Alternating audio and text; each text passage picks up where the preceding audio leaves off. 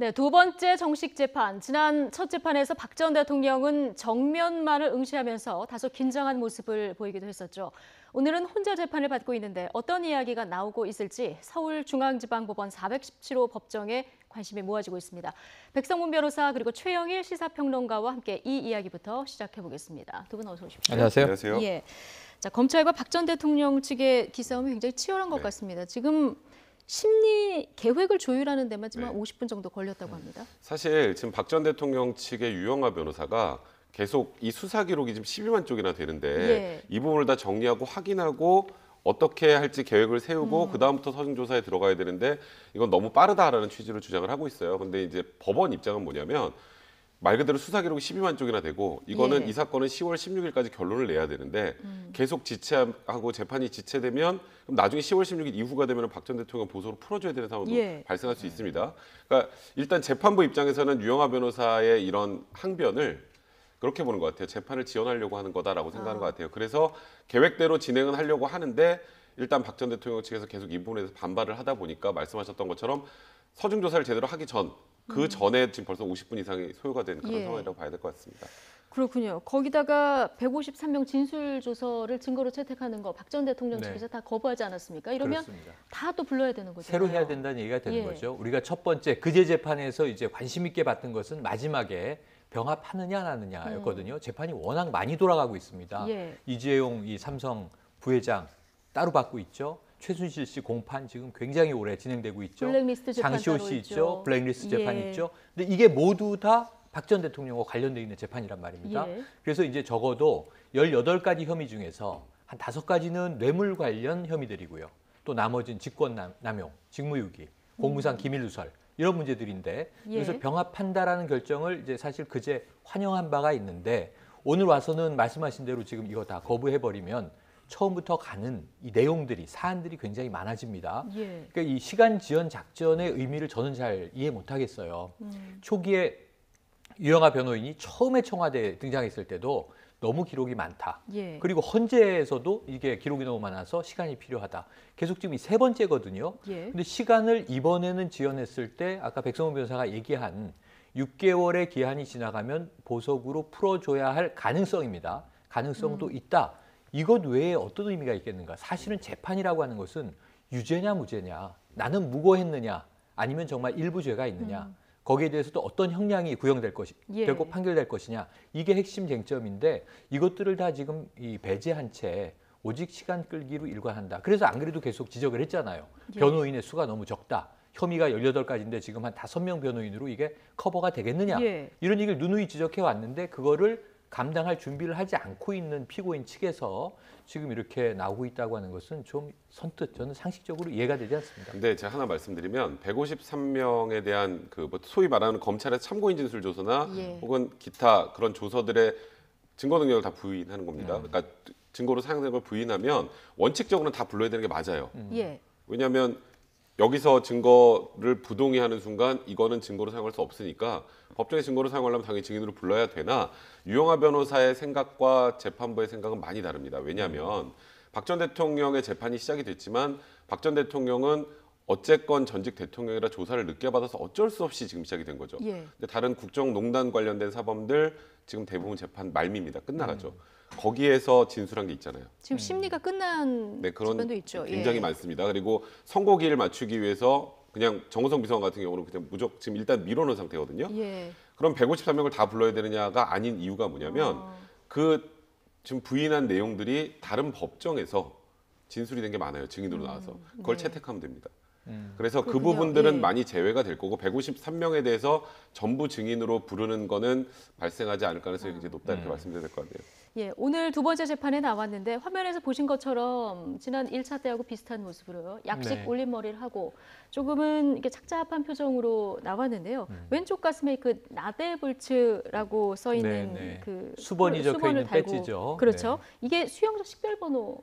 수용자 식별번호입니다. 예. 우리가 이제 알다시피 서울구치소에 지금 이제 예. 수감이 돼 있는 상황이고요. 그리고 이제 503호 이것이 이제 수번이라고 우리가 알고 있는데 나대불치가 뭔가 좀 네. 낯선 용어 아니겠습니까? 그렇죠. 그래서 그 보니까 각각의 이제 이니셜처럼 모아놓은 약어인데 예, 나는 결국은, 국정농단, 대기업 관련. 블랙리스트, 동계 그렇죠. 스포츠 영재센터에서 그러니까 예. 이거는 뭔가 제가 보기에는 딱 하나의 형식으로 규정돼 있다기보다는 주요한 범죄 혐의가 어떤 것인가를 식별하기 위해서 적어놓는 것인데 지금 뭐 조윤선 전 장관이나 이 김기춘 전 비서실장도 나 대 이렇게 돼 있든가 그렇죠. 나 불 이렇게 돼 예. 있든가 이 국정농단의 지금 다 공모자들이라는 의미입니다. 첫 번째로. 그런데 이제 불만 있으면은 블랙리스트 관련이고 예. 조윤선 전 장관과 바로 이제 이 김기춘 전 비서실장이죠.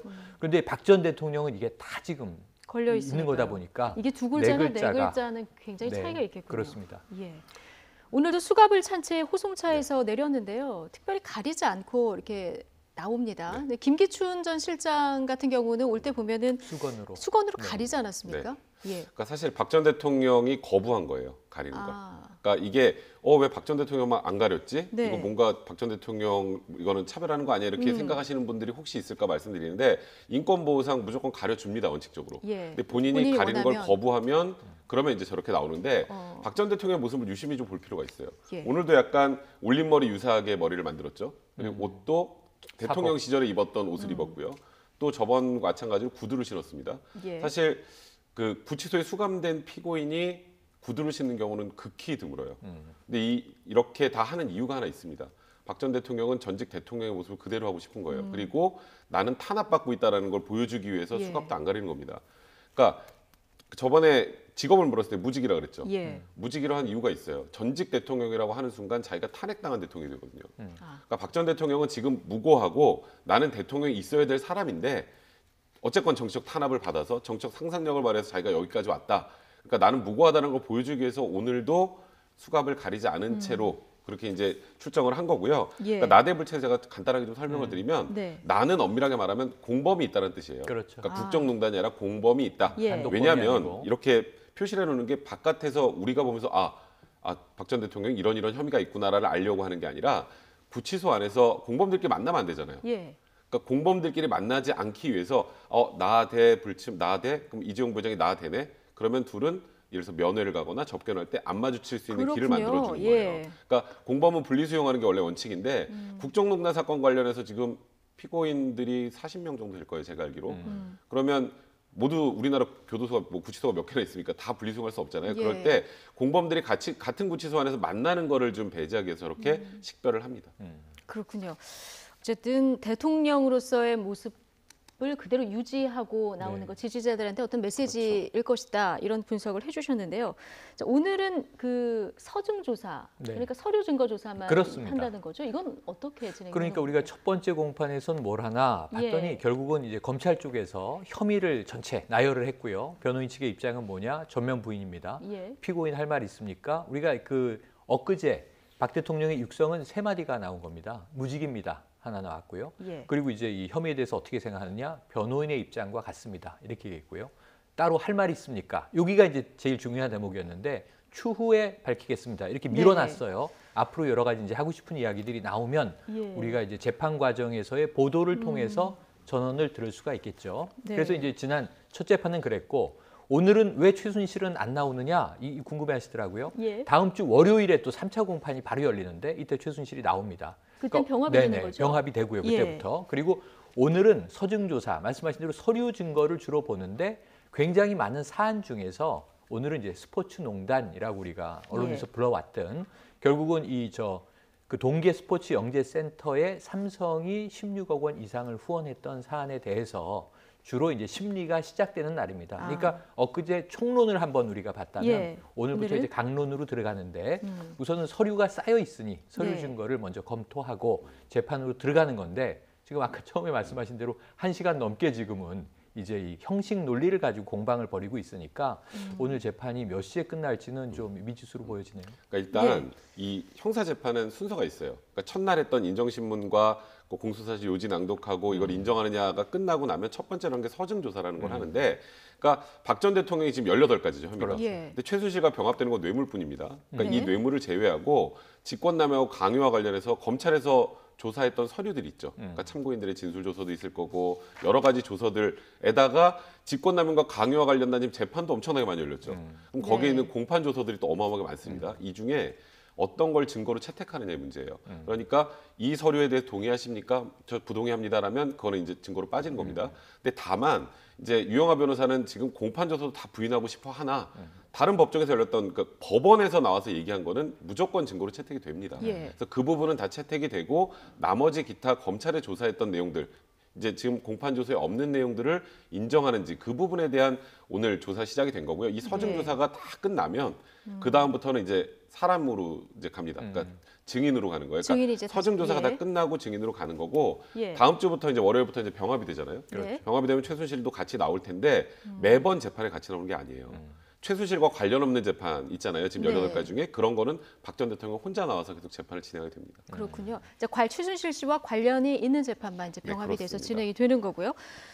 박 전 대통령은 말씀하신 대로 18개 혐의 전면 부인하고 네, 있는 그런 그렇죠. 상황이고요. 유영하 변호사 지난번 재판에서 추론과 상상에 의해서 네. 기소됐다 이런 주장했고요. 심지어 재판정에 들어온 그 두 부장 검사를 향해서는 이제 돈 봉투 만찬 네. 감찰 대상이다 이런 문제도 지적해서 그러니까 앞으로 찌르기도 어제 하고 그 그러지 대목이 않았습니까? 많이 분석됐는데 예. 지금 이게 이제 기선 잡기입니까? 그러니까 특수본 1기, 2기는 지금 돈봉투 만찬과 관련돼 있는 당사자들이 수사팀장들이에요. 특검은 따로 가고 이제 특검에 또 재판들이 따로 가고 있습니다만 네. 이 상황에서 하필이면 검찰 조직에 지금 치부라고 될 수 있는 또 이제 지금 새 정부 들어와서 검찰 조직의 개혁 부분에 대해서 어찌 보면 이영렬 전 서울중앙지검장이 또 안태근 전 검찰국장이 빌미를 제공해 버린 이런 사안에 대해서 역공을 지금 펴고 들어왔어요. 예. 저는 이게 법정에서 좀 이례적이라고 봐요. 예. 왜냐하면 이제 검사 쪽에서 유죄의 논거를 가지고 이제 공방을 붙게 되지만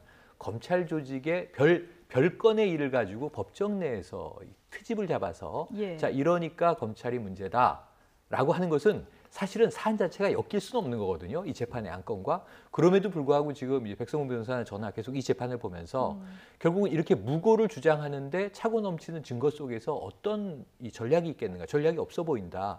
그렇다면 결국은 이거 정치적인 이슈로 끌고 가지 않겠는가인데 역시 어제 이 검찰 조직의 치부를 건드린 이 발언, 돈봉투 만찬에 대해서 검찰은 깨끗하냐. 그렇다면은 이 박 전 대통령이 탄핵된다면 여기에 수사 검사들도 탄핵돼야 되는 거 아니냐라는 같이 묶는 형식의 이 논리는 굉장히 정치적으로 지금 이제 비약을 하고 있는 상황이기 이게 도움이 때문에 될까요, 그런데?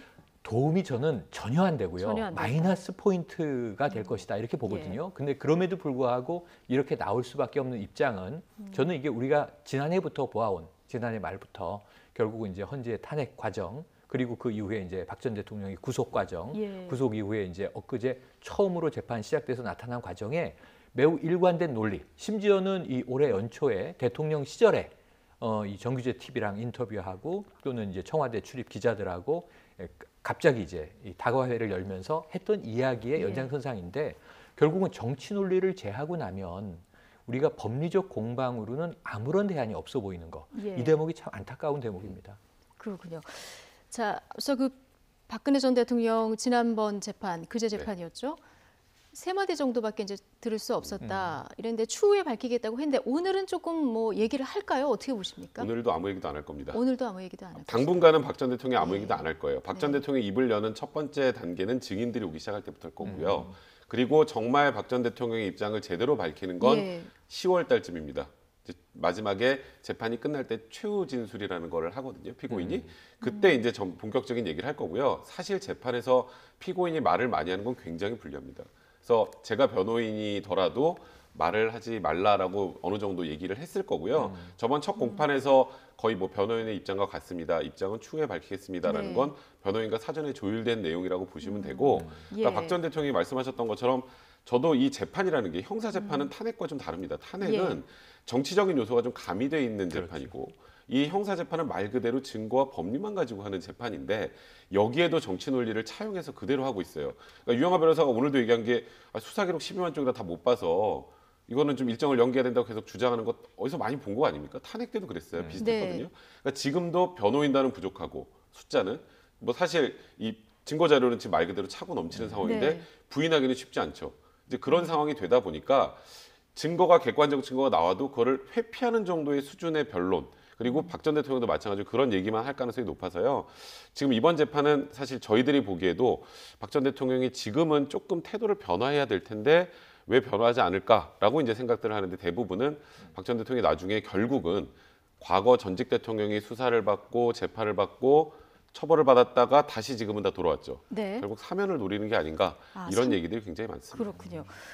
자, 나대불추 이 수용자 식별 번호에서 알 수 있듯이 정말 여러 부분에서 지금 재판을 네. 받아야 되는데 그래도 아무래도 이번 재판 핵심은 삼성 뇌물죄가 네. 또 핵심이 되지 않겠습니까? 입증이 되려면 최순실 씨하고 이제 한 주머니였다. 네. 자, 이 부분 논리가 입증이 돼야 하는데요. 박 전 대통령은 희한하게 경제 공동체로 엮었다 이런 주장을 계속 해오지 않았습니까? 그렇죠.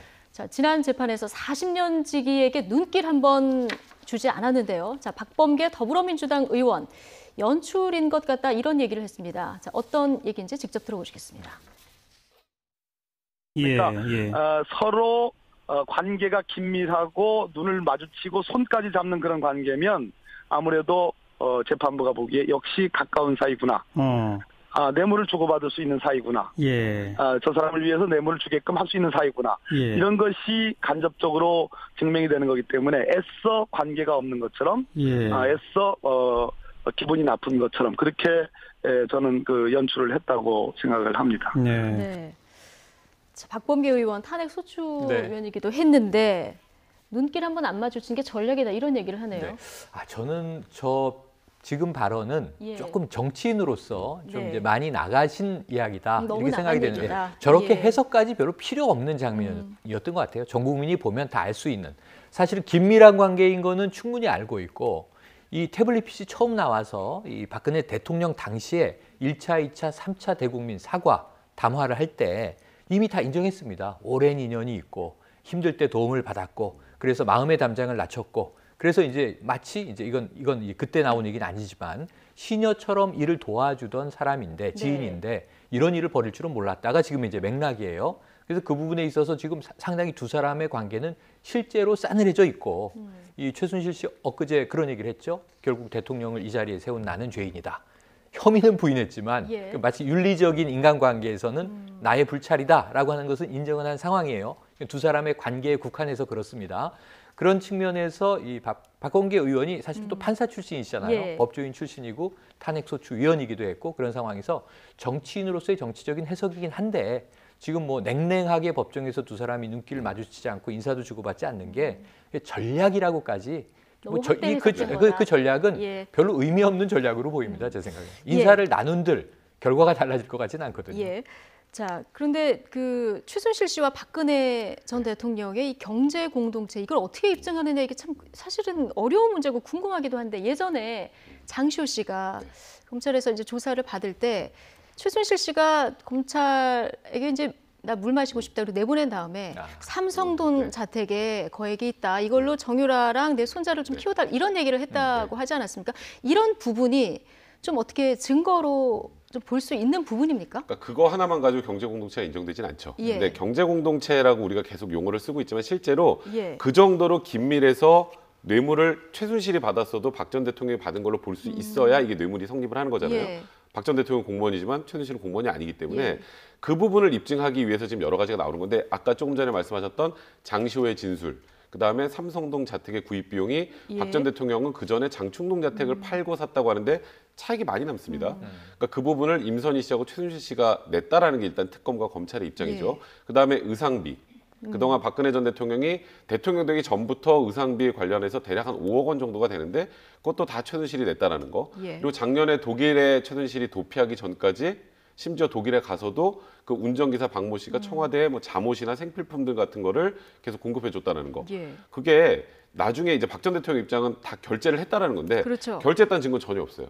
아, 그 증거가 없으면 나는 누가, 돈을 누가 줬어요라고 입증을 해야 하는데 되는 겁니까? 그거는 검찰에서 일단 주로 입증을 해야 되지만 예. 반박 이쪽에서 내놓은 증거를 반박하는 건 또 박 전 대통령 측에서 반박을 해야 되는데 예. 반박이 증거로 하는 반박이 아니라 말로 하는 반박입니다. 그러니까 쉽게 말해서 예를 들어서 제가 뭐 의상비를 5억 원을 냈으면 5억 원을 돌려받을 때 계좌로 받듯 뭔가 이 받는 그런 형태가 있어야 되는데 돈을 줬다라고 하는데 박 전 대통령의 계좌도 그대로고 무슨 돈으로 줬는지에 대한 설명은 전혀 없는 상황이에요. 예. 그러니까 이런 것들이 다 결합돼서 결국 이 정도로 둘이 경제적으로 밀접한 관계였으니 사실상 한 주머니다. 네. 한 주머니면 결국 최순실이 돈을 받은 건 박 전 대통령이 돈을 받은 거다. 이 논리가 성립해야지 뇌물죄가 되기 때문에 아까 네. 말씀하신 그 하나 가지고는 좀 부족할 수 있으나 여러 가지 간접 증거들을 가지고 입증할 수 있다라는 게 특검과 검찰의 입장입니다. 예. 근데 박근혜 전 대통령은 정말 이제 억울하긴 한 모양입니다. 검찰 네. 조사받을 때도 정말 억울하다 이런 여러 가지 표현으로 네. 얘기를 하지 않았습니까? 다양한 표현이 나왔고 예. 가장 최근에 나온 표현은 더럽게 만들지 말라입니다. 네. 그러니까 나는 나름대로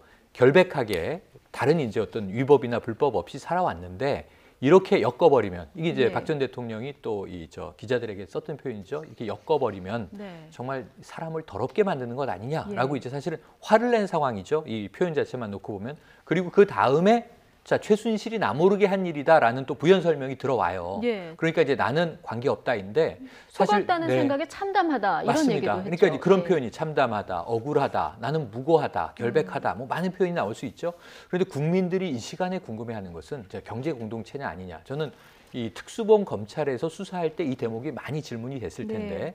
답변을 거의 안 했으리라고 생각이 돼요. 그런데 청와대 대통령이 당선이 돼서 들어가서 지난 한 4년 정도는 청와대 관저에서 생활하고 그야말로 국가에서 모든 것을 다 돌보는 공직자, 최고 공직자이기 때문에 특별히 증빙이 필요 없어 보이지만 네. 최순실과의 관계에서 79년 12.6 이후에 청와대를 영예 생활을 끝내고 나와서 일상 시민으로 돌아오고 그리고 98년에 이제 보궐선거로 국회의원이 되고 해서 18년 살았던 30년 넘는 기간 동안 예. 생활인이라면 다 한 달 자기의 생활비를 어떻게 지출하는지를 알잖아요. 그래서 이 국민들이 굉장히 궁금해하는 대목인데 의식주에 돈이 들어가지 않습니까? 또 뭐 여가생활, 문화생활, 취미생활 하지 않습니까? 그러면 박 전 대통령은 국회의원 시절에 그 전에 야인 시절에 도대체 어떻게 생활을 했을까? 그러면 이제 은행 계좌는 직접 돈을 넣고 뽑고 했을까? 소득은 뭐였을까? 지출은 얼마나 썼을까? 이게 이제 의식주예요. 예. 그런데 지난 옷값에 대한 이야기만 따져보아도 청와대 대통령 당선 시절뿐만 아니라 그 전에 의원 생활 시절부터 혹은 이 개인 사인 시절까지도 최순실 씨가 상당히 옷에 대한 부분들을 챙기고 마치 어찌 보면 이제 매니저나 수행 비서 같은 역할로 두 사람의 관계가 오래 엮여 있었던 거지 않습니까? 사실 국회의원에 처음 도전할 때도 그 돈을 최순실 씨의 모친 임선희 씨가 됐다. 예. 또 자매들이 일부 각출해서 냈다. 이런 보도들도 있었고 네. 이것이 팩트인지 아닌지를 분명히 수사했을 것으로 보여져요. 그렇다면 경제 공동체이냐 아니냐를 좀 판단할 수 있는 몇 가지의 기준 근거들을 수사 과정에서 어느 정도는 포착하지 않았을까. 이런 증거가 없으면 정말 경제 공동체 입증은 미궁에 빠진다고 봐야 되겠죠. 네. 자, 이제 다음 주부터는 3번씩 재판이 열리고요. 3번 내지 10월까지 4번. 네. 그렇죠. 이제 법원, 검찰, 뭐 기자들까지 굉장히 또 바빠지는 시기가 되지 않을까 싶은데, 자 이런 가운데 정유라 씨가 이제 돌아오게 네, 되는 그렇죠. 거죠. 네, 정유라 씨가 지금까지 그 강제 송환 결정에 대해서 계속 불복을 해왔죠. 그렇죠. 불복을 하다가 법원에서 판단이 나왔음에도 항소를 했는데 항소를 철회했습니다. 자진 철회를 한 네, 거. 자진 철회를 했다라는 건 돌아오겠다라는 뜻이라고 보면 됩니다. 왜 갑자기 마음이 바뀌었을까요? 사실 그냥 저는 그냥 객관적으로 봤을 때 정유라 씨가 송환 결정에 불복하는 것 자체가 좀 이해가 안 됐었어요. 그러니까 예. 변호사 입장에서 보면 왜냐하면 거기서도 자유로운 몸으로 송환 결정에 대한 불복을 하는 게 아니라 갇혀 있잖아요. 네. 근데 거기서 오래 갇혀 있다고 해서 한국으로 돌아오면 형이 감형되는 게 아닙니다. 여기선 여기대로 뭐 영장 청구된다면 구속영장 청구해서 또 감금이 돼서 재판을 받고 형을 선고받는 건 동일하거든요. 그럼에도 이렇게 좀 끌었던 건 정유라 개인보다는 최순실의 입김이 더 좌주자지 않나는 생각이 드는 게 그런 얘기 하잖아요. 정유라 시한폭탄이라는 소리 많이 합니다. 예. 정유라가 그 법원에서 우리나라 기자들하고 인터뷰하는 내용을 보면 굉장히 준비가 잘 돼 있는 것 같은 멘트들을 하는데 검찰청에 들어가면 1시간이면 무너집니다. 네. 그러니까 그 언론을 통해서 나 이렇다라는 입장을 밝히는 것과 객관적인 증거들을 들이밀면서 소위 신문을 하는 거는 지금 현재 정유라의 우리가 계속 봐온 정유라 정도의 수준으로는 버티기 힘들거든요. 그러면 최순실에게 치안폭탄이 될 수 있어요. 예. 그것 때문에 계속 미뤄왔던 것 같은데 예. 이제 본인이 계속 미루면 이게 또 양형에 또 불리하게 작용을 하고 최순실의 재판은 사실상 지금 심리는 거의 끝난 상황이에요. 예. 그러니까 지금 박 전 대통령 때문에 같이 묶여 있는 것뿐이지. 그렇다면 이제는 돌아가는 것 말고 방법이 없다 이렇게 판단한 게 아닌가 싶습니다. 그렇군요. 지금 시한폭탄 얘기해 주셨는데요. 그 최 씨 국정농단 사건 관련 의혹을 폭로했던 사람이죠. 네. 노승일 전 부장이 정유라 씨에 대해서 한 얘기가 있습니다. 그렇죠. 어떤 얘기인지 듣고 오겠습니다. 이 친구는 여과 없이 얘기를 하거든요. 어디를 튈지 모르는 럭비공 수준인 거예요. 어허. 툭 건드리면 이 친구가 탁 어디를 튈지 몰라요. 말해버릴 수가 예. 있다. 삼성하고 이 관계에서 정윤아는 최대의 핵심 증언이 될 수도 있는 거죠.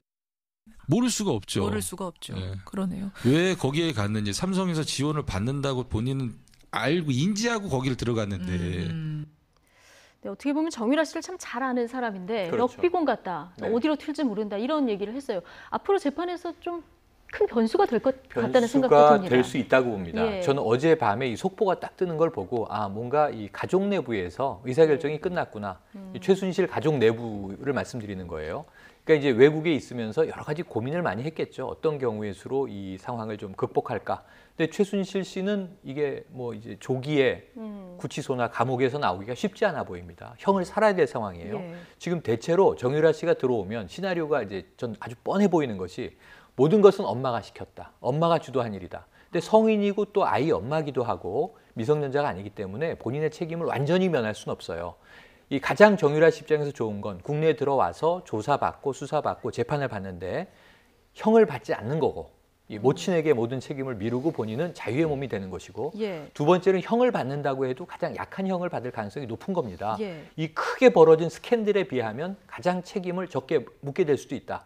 그럼 어쨌든 누군가 가족의 대소사를 돌봐야 되지 않겠습니까? 지금 다 지금 뭐 구치소에 들어가 있는 상황 아니에요? 국정농단으로. 그럼 유라라도 밖에서 어린아이 키우면서 이 집안의 대소사를 돌봐야 되는 거죠. 예. 이 결정으로 어찌 보면 모친인 최순실 씨가 자, 정유라와 관련된 모든 학사농단까지도 내가 다 안고 가겠다. 그럼 빨리 유라 들어와서 조사받고 이제 재판에 임해라. 그러면은 이제 너는 밖에 있을 수 입김이 가장 있어. 크게 네, 작용했을 이런 것이다. 정도의 가족 회의는 끝났을 것이다. 예. 원격으로라도 저는 이렇게 추정을 한번 해보고요. 하지만 정유라 씨가 들어와서 본인에 대한 어쨌든 관련된 사안들에 대해서 법적 절차를 마치고 이제 자유인으로 돌아와서 살게 되면 굉장히 많은 또 언론 취재에 아까 럭비공이라고 노승일 부장이 표현한 것이 튀어나올 가능성이 커요. 예를 들면 네. 자신의 이제 직접 개입된 입장에서가 아니라 어머니와 박 전 대통령의 관계를 딸의 입장에서 보았던 이야기를 예. 장시호 씨도 사실은 듣고 본 이야기를 특검에서 이야기한 게 매우 핵심적인 증거가 된 게 많거든요. 단서들로 작용한 게. 이런 대목에서는 정유라 씨가 어찌 보면 이 퍼즐에 다 맞춰지지 않은 마지막 조각을 예. 정유라 씨의 입을 통해서 그게 법적으로 뭐 이 처벌과 관련이 있든지 없든지 앞으로 밝혀지게 될 가능성은 매우 높다. 예. 아주 유력한 증인이다. 이것만은 사실로 네, 보여집니다. 럭비공 정유라가 어디로 튈지 이걸 좀 네. 지켜봐야 되는 상황이고요. 근데 정유라 씨가 엄마가 시켜서 그런 거다 계속 이런 거를 폈을 때 정유라 씨가 어디까지 그럼 조사를 받을 것이고 막 구속까지 될지 안 될지 이 부분도 사실 좀 관심인 것 같습니다. 제 어떻게 절차를 좀 전망하십니까? 말씀드리면요. 예. 이제 정유라 씨가 곧 돌아오겠죠. 네. 그러니까 지금 검찰에서는 2023년까지인가요? 체포영장을 맞아요. 유효기간으로 발부받은 상태예요. 예. 들어오는 순간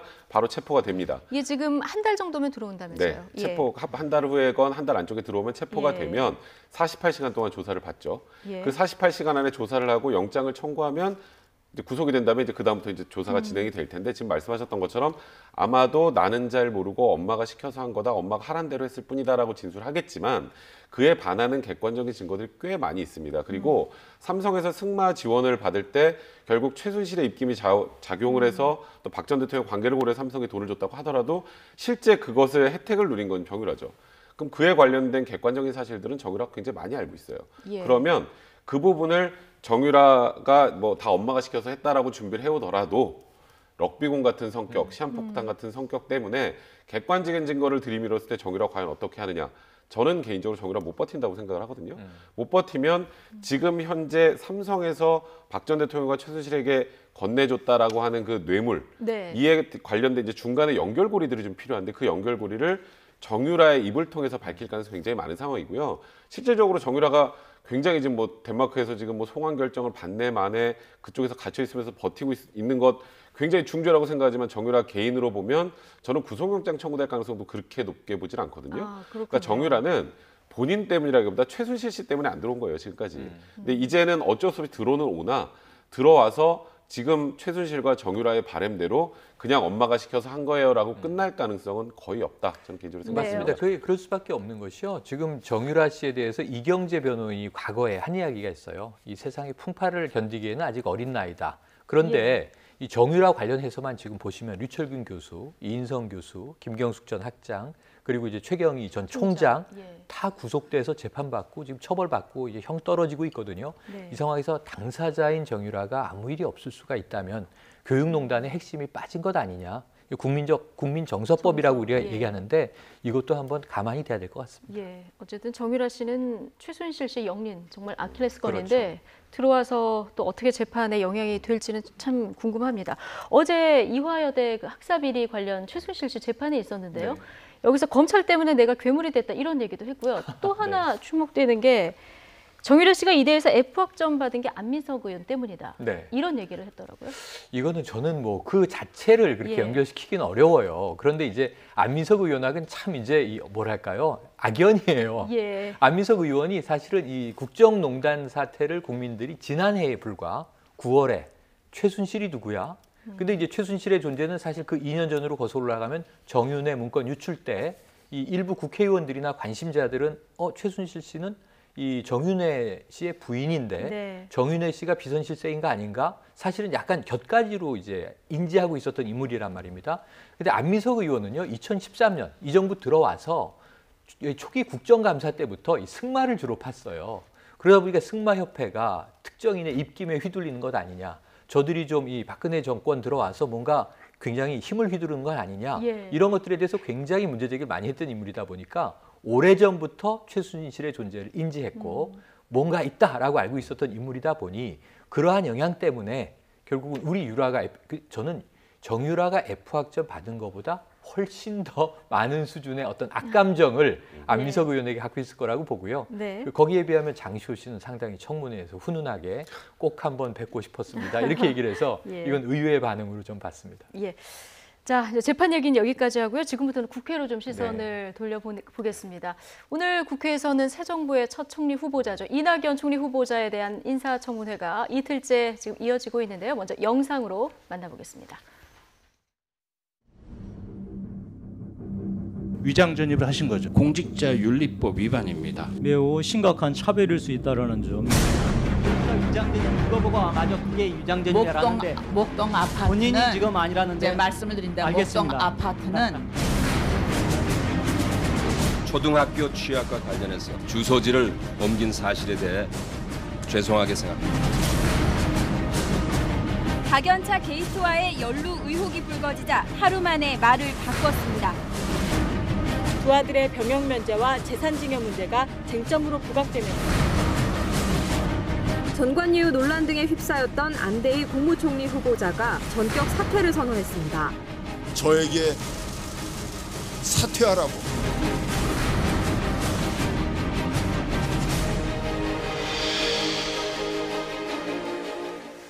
네, 이낙연 후보자 과연 청문회를 통과할까? 자, 이렇게 마치 물음표로 끝났는데요. 여러 가지 이유로 그동안 보니까 낙마가 됐네요. 네.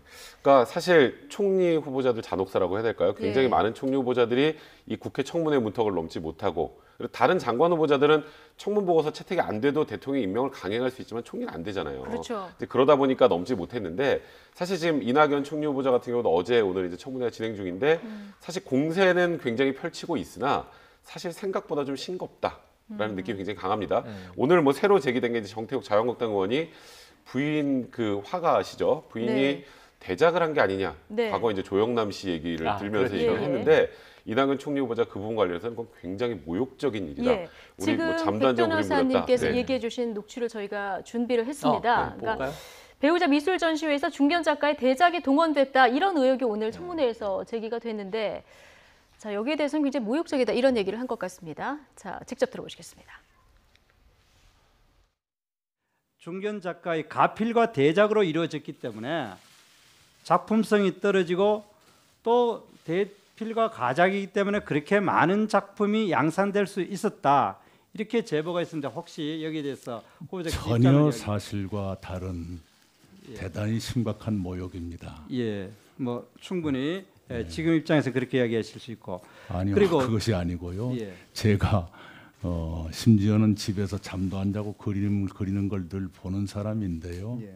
그건 정말로 심각한 모욕입니다. 예. 하객들이 작품 구매와 관계없이 결혼 축의금과 같이 돈봉투를 내놨다고 한다는데 턱도 없는 모함입니다. 뭐합니까? 네, 그 그러면은 제보자를 조금 엄선해 주시기 바랍니다.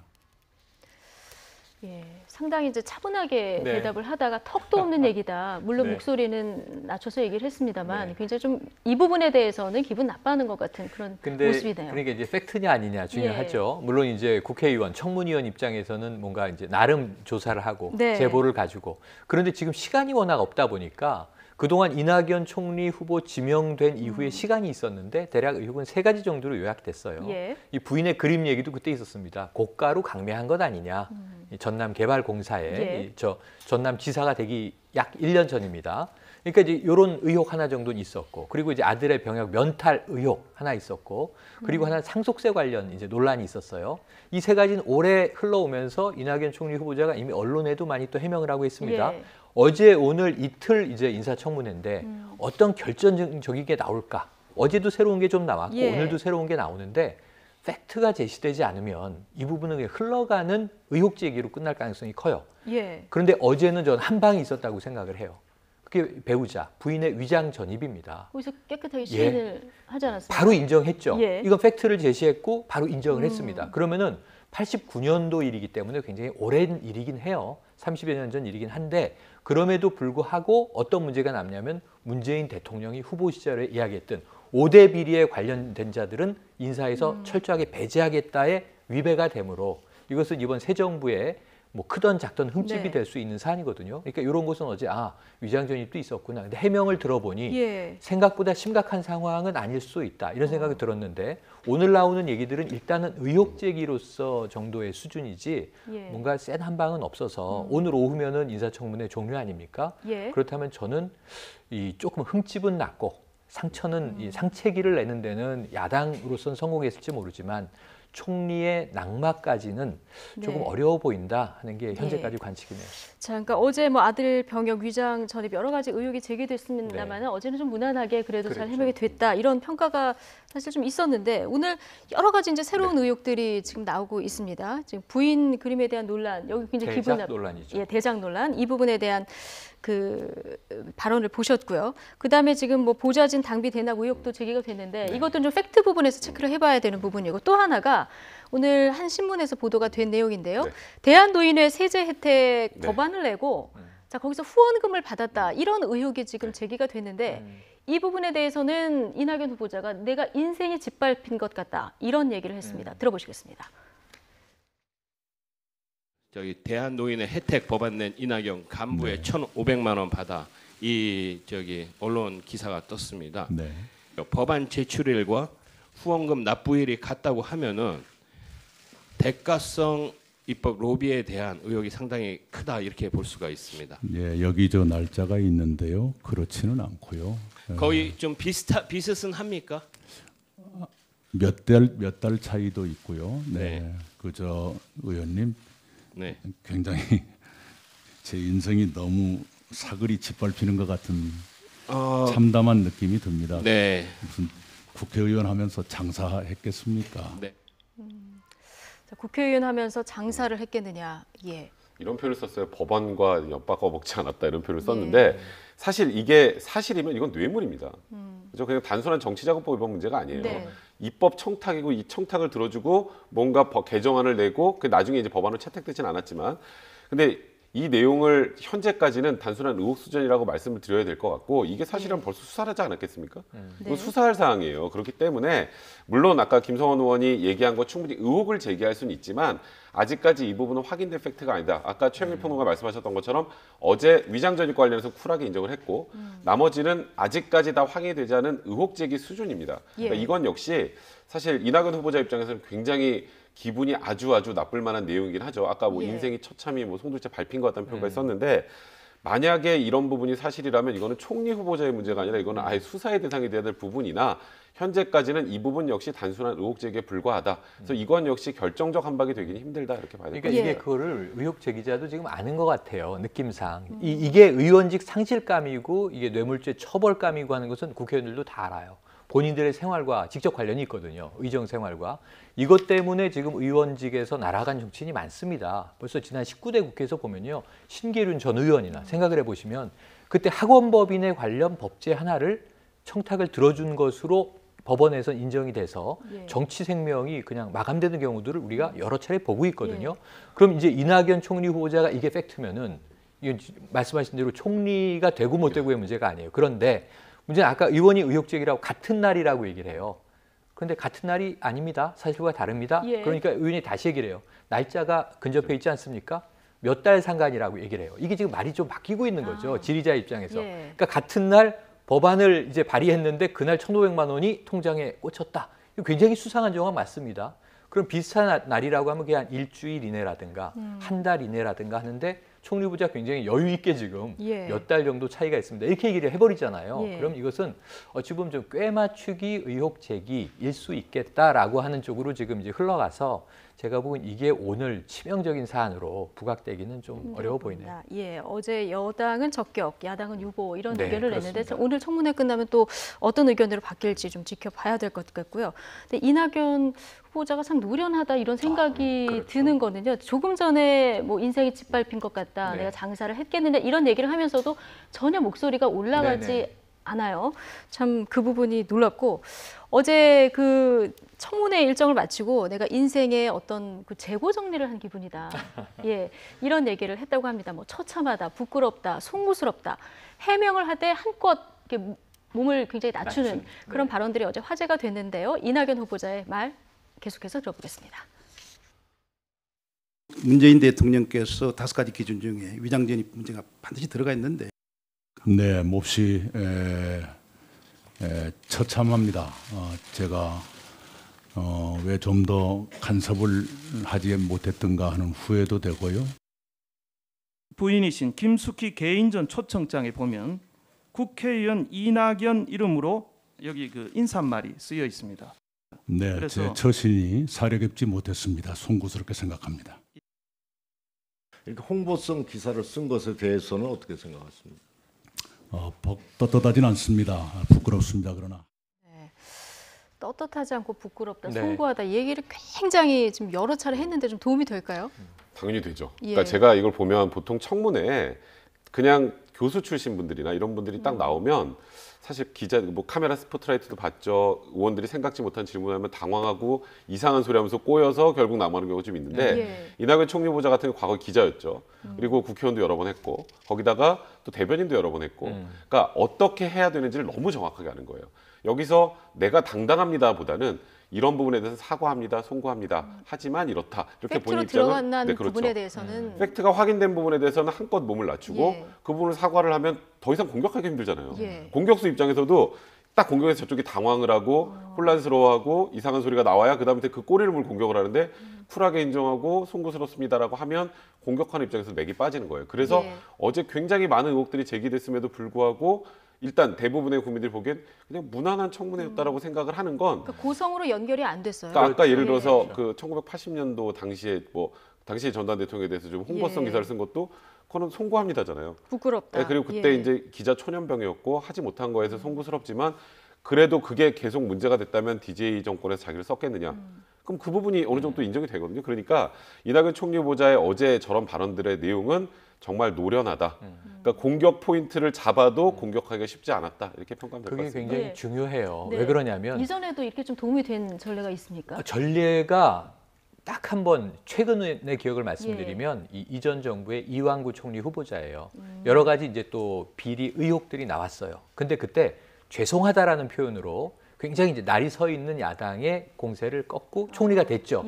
그 이후로 이제 엉뚱하게 이제 성완종 회장 메모에 등장하는 바람에 다시 이제 총리직을 재직하다가 사퇴하는 상황이 돼버렸습니다만 그 이후에 이제 재판으로 넘어갑니다만 그런 경우를 보면 죄송하다가 매우 중요해요. 그러니까 같은 위장 전입, 같은 부동산 투기 의혹, 같은 뭐 자녀 병역 면제 의혹이 있는데 어떤 태도로 대하느냐에 따라서 이게 원칙론으로 보면 안 되는 일은 안 되고 되는 일은 돼야 하는데 지금 아직까지 우리 인사청문회가 지금 거의 뭐 20년 가까운 시간 가고 있습니다만 해마다 반복되고 있는 사안이거든요. 그런데 똑같은 사안인데 누구는 낙마하고 누구는 된단 말입니다. 이 낙마한 분들은 굉장히 억울할 수 있죠. 안대희 전 총리 지명자 같은 경우 억울할 수 있습니다. 그 이후에 더 이제 사태가 꼬여서 이전 정부가 이렇게 돼버렸거든요. 뭐 지금 돌이키면 그때 총리 안 하길 잘했다 뭐 그러실 수 있을지 모릅니다만 그래서 지금 보면은 이 이낙연 총리 후보자는 이 애티튜드라고 하는데 우리가 태도가 굉장히 아까 이 백 변호사 표현처럼 정확해요. 그러니까 잘못했다고 이야기를 하면 국민들은 일단 인정은 하는구나. 그런데 예전에 교수 출신 분들이나 혹은 언론인 출신 분 중에도 그런 분들이 몇 분 있어요. 뭐 벌써 주마등처럼 머리에 장관 후보자들 스쳐 지나가는데 예. 이분들이 국민들이 보기에 납득되지 않는 해명을 하고 뻔하게 팩트가 제시됐는데도 아니라고 끝까지 우깁니다. 예. 이런 경우에는 점점 괘씸해지거든요. 그러면은 그 괘씸죄 때문에 오히려 낙마가 되는 거고 의혹 자체보다는 예. 이런 경우들이 많이 발생해서 정말 앞으로도 자 이제 살면서 어떻게 올곧게 깨끗할 수만 있었겠습니까? 네. 또 뭐 이제 내가 한 10년, 20년 후에 총리 후보로 저 자리에 서게 되겠지? 예측하고 사는 사람 별로 없습니다. 네. 그렇게 되면은 예. 그때 가서라도 잘못한 것을 인정하고 왜 그랬는지 병역 면탈 문제 말이죠. 예. 한 가지로 해결이 됩니다. 이게 2002년에 발생한 일이더라고요.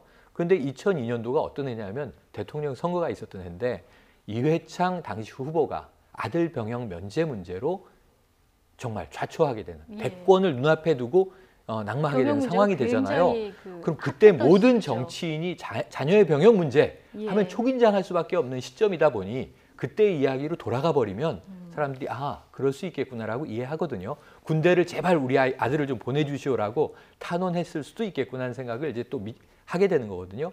그러니까 이런 좀 노련미는 이번에 이낙연 후보자는 꽤 돋보이는 것 같습니다. 예. 자, 그런데 이 얘기 좀 해볼게요. 문자 폭탄 얘기인데요. 네. 예, 어제 청문회가 생중계가 되는데 여기서 청문회 도중에 일부 야당 의원이 이른바 문자 폭탄이죠. 이 문자 폭탄을 계속해서 받았다는 것 때문에 한때 논란이 됐습니다. 김광수 의원과 이낙연 후보자 얘기 이어서 들어보시겠습니다. 너는 그 당시에 뭐 했냐? 뭐 또 뭘 네. 너는 군대 갔다 왔냐? 다음 너 낙선운동 하겠다. 이런 게 거의 휴대폰이 불이 났습니다. 이런 게 그 전에 이제 선거 과정 속에서도 소위 그 문캠 뭐 문팬 그룹 나쁘게 말하면 뭐 문바 이래가지고 그래서 패권주의 이야기가 나왔던 그런 과정이 있었는데 그 청문회 임하는 위원으로서 유감을 먼저 표하겠습니다. 표현의 자유는 누구에게나 있으나 그러나 또 상대의 표현의 자유도 존중해 주시는 그런 생각을 가져주셨으면 좋겠습니다. 우리 의정활동의 일부는 그 나름대로 존중받아야 한다 이렇게 생각합니다. 예, 저희 이렇게 돌려서 보여드리면 또 문자 폭탄이 가지 않을까 이런 걱정도 사실 좀 되긴 하는데 자 지금 뭐 민주당 의원들 제외하고 대부분 의원들에게 문자 폭탄이 간 모양이에요. 사실 그게 대선 당시에서부터 계속 문제가 되긴 했었던 예. 거죠. 그러니까 소위 문재인 대통령 그 당시 문재인 후보에게 조금이라도 해가 되는 뭐 멘트를 하거나 뭐 반대하는 내용의 얘기를 하면 예. 너는 뭐 멀쩡하냐 모르면서 막 문자들이 막 온다 해가지고 그 당시에도 좀 문제가 많이 됐는데 근데 사실 저 부분은 왜 청문회에 저런 얘기까지 하셔야 되는지는 좀 이해가 되진 않습니다만 조금 전에 이낙연 총리 후보자 말했던 것 지금 혹시 문자를 보내시는 분들이 방송을 보신다면 꼭 예. 말씀드리고 싶은 게 옳은 게 있긴 하지만 옳은 것과 반대되는 의견을 가진 사람들도 존중을 받아야 되는 게 우리 사회입니다. 예. 그러니까 표현의 자유, 본인의 표현의 자유, 내가 저 사람이 말하는 게 싫어서 문자 보내는 게 그게 뭐가 문제냐라고 하시는 분들 많이 있습니다. 그런데 그 말하는 사람의 표현의 자유를 생각을 할 때는 내 의견을 상대방에 관철시키려고 하는 거면 결국 나만 옳다라는 거잖아요. 그게 나쁜 용어로 말하면 패권주의입니다. 그러니까 문재인 대통령이 사실 이 패권주의 색채를 없애기 위해서 굉장히 지금 대통령에 대해서 노력을 많이 하고 네. 있고 사실 그래서 양정철 부장관 같은 경우도 해외로 갔죠. 그러니까 패권주의 의심받을 행동들이 이제 사라지고 있어요. 그래서 굉장히 문재인 대통령이 우스갯소리로 문재인 대통령은 정치인보다 대통령이 더 어울린다 이런 표현까지 나오고 있는 상황인데 예. 또 이런 문자 폭탄 얘기가 나오면 다시 그걸로 또 돌아갈 수 있어요. 도움이 그러니까 되지 않을 것이다. 지지하시는 분들도 예. 문재인 대통령이 잘한다고 박수 쳐주는 거 좋지만 문재인 대통령에 반대하거나 문재인 대통령이 임명한 사람에 대해서 불만을 표시하는 것에 대해서 문자 폭탄을 날리기 시작하면 또 그 얘기가 등장할 수밖에 없어요. 그게 오히려 문재인 대통령을 반대하는 쪽에 사실 빌미를 주기 때문에 공개의 빌미를 예. 주기 때문에 그 부분은 좀 자제하셨으면 그게 생각합니다. 지금 우리 새 대통령이 지금 노무현 대통령 8주기 서거 추도식에서 이야기한 추도사 예. 나는 이제 여기 더 이상 오지 않겠다. 재임 기간 중에 안 오겠다. 친노의 대통령이 예. 아닌 거거든요. 모든 국민의 대통령으로 성공해서 퇴임한 후에 성공한 대통령으로 다시 와서 인사드리겠다는 얘기를 했어요. 이것을 아마 오히려 지지자들이 이 가슴 속에 이 메시지를 새긴다면 제가 보기엔 뭐 저럴 수도 있겠죠. 그런데 각각 자발적으로 화가 나서 문자를 보냈는데 우연히 뭐 1,500통이 모였다. 예. 비슷한 시간에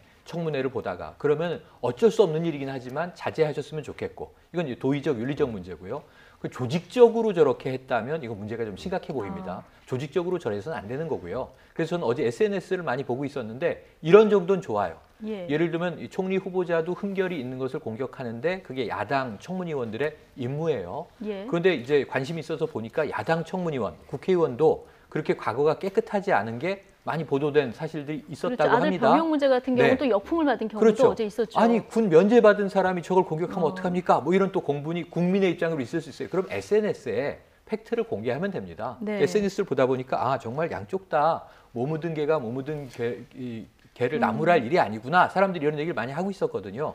그리고 이런 부분에 대해서는 나중에 이런 의원은 난 낙선운동해야지. 표현의 자유일 수 있습니다.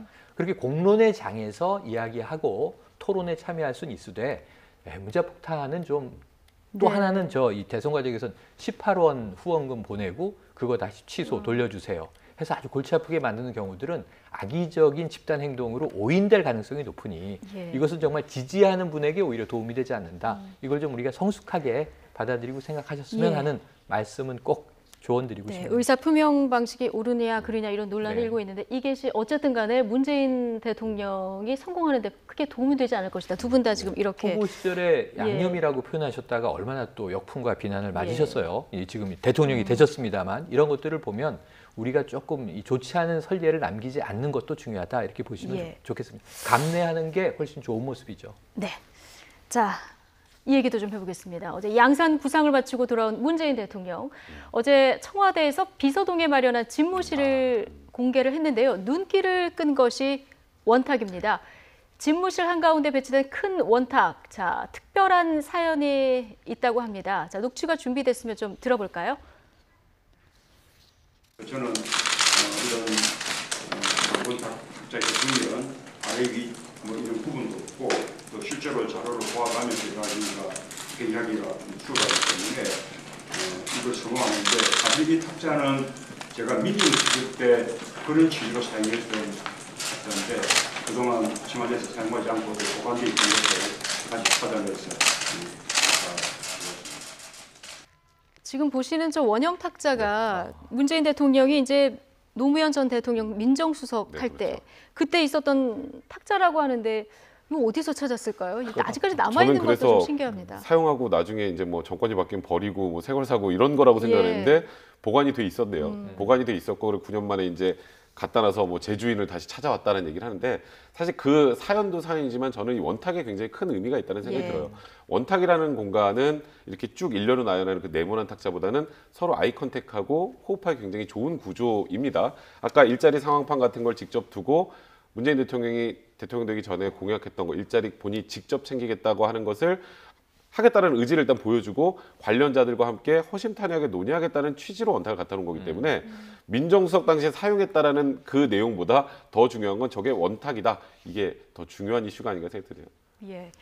어제 또 하나 눈에 띄는 게 저 일자리 상황판 아니겠습니까? 네네. 예. 아주 관심 있게 봤고요. 저걸 이제 저도 내용을 꼼꼼히 따져봤는데 왜냐하면 이제 첫 번째 궁금한 건 과연 그냥 보여주기식 전시 행정일까? 아니면 저걸 정말 대통령이 활용하는 것일까? 데이터를. 저거는 매일 업데이트가 돼서 의미가 있는 데이터일까? 아니면 그냥 또 허례허식일까? 근데 직접 설명을 하시더라고요. 직접 설명, 이게 프리젠테이션을 대통령이 직접 하는 거죠. 그것도 신선한 모습이었고 내용을 보니까 지표가 잘 정리돼 있더라고요. 저도 정규직, 비정규직, 노동시장 구조 이제 변형 문제에 관심이 많은데 저게 굉장히 매일 데이터로 보게 되면은 지금 현재 우리의 고용 시장 어떤 상황이다라고 하는 게 한눈에 파악될 수 있는 것으로 만들어져 있어서 누가 어떻게 저 프로그래밍을 했는지 모르지만 잘 만들어졌다. 대통령이 저것을 매일 정말 들여다보면서 체크한다면 어쨌든 일자리 창출 문제는 나아질 수밖에 없겠구나. 이거 공약이었어요. 매일 일자리를 챙기겠습니다.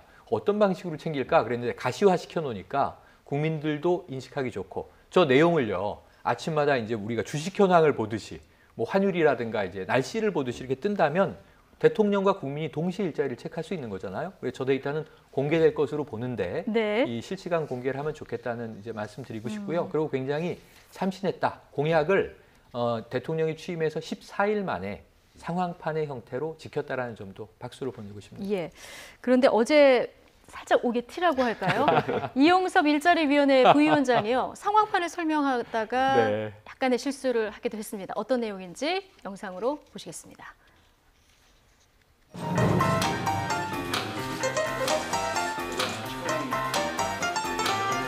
일자리위원회 이용섭 부위원장입니다. 취임하신 5월 10일 날 제1호 업무 지시로 일자리위원회 설치를 지시를 하였고, 그래서 이제 상황판이 이렇게 설치됨으로 인해서 대통령께서 매일매일 일자리 지표를 보시면서 살아있는 대책을 지시할 수 있기 때문에 일자리 정책이 더욱 속도를 낼 걸로 이제 기대를 합니다. 노무현 정부의 경제 정책은 일자리로 시작해서 일자리로 완성된다 할 만큼 보다 정확하고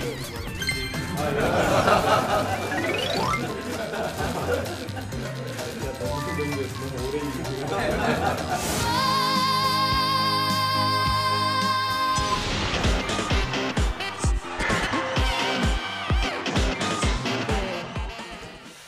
예, 저희가 그냥 좀 유쾌하게 표현을 해봤는데요. 사실 네.